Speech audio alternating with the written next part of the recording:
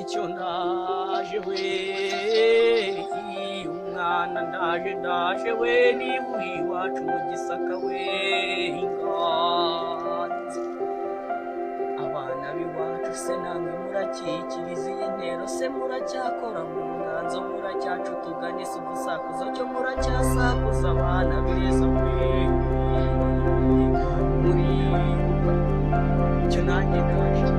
ndaje nyiri mu bito y'icyeza tutagamutse urugamba ntirudategwa ntirudatenguha ingabo zatabaye ndavuga zirikwitanira mu mwanzi mwese ta nyarukira mu rwambaro nkafata agacumu kanjye gahita gahita kanjye umwanzi namubona nkamusubira nkamucumita icumu yatatikora mu gasasi ndi ruhamwa ruhamije imirenge ibintu byanjye batutegera imyaka umuheto wanjye bawutegera ibiti ngo ni umukogoto mu rugamba rwo kurasa ntawe wawuhiga ngo yebye mu marushanwa yo kumasha ntawambiga kereka n'ingenya mutoki igiti gitiretse ingingo z'urukundo cyangwa kirwaho n'abakunzi inyanza itari inyana inkingi ishami iteze tuze twariteje mu Rwanda rwa Gihanga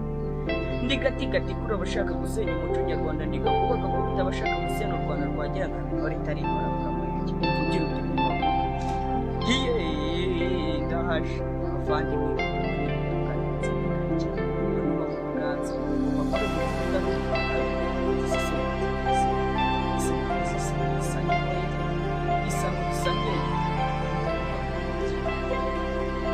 reka nterure iyi nganzo mu makanya mpange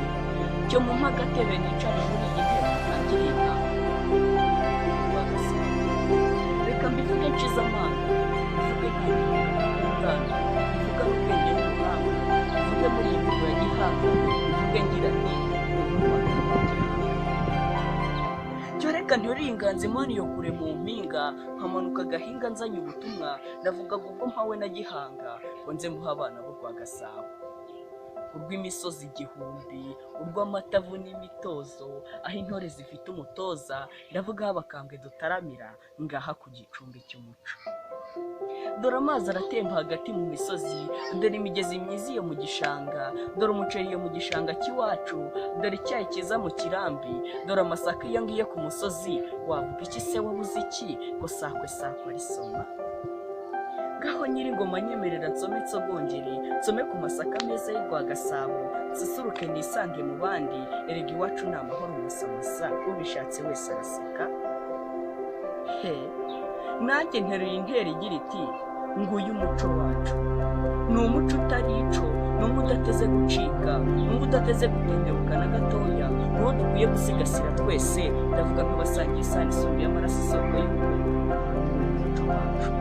nanjye reka ntiyiganze ugira nti tuwusigasire utaducika ducuma akarenge uducengera udacika ugacubangana ugacokora ugacumira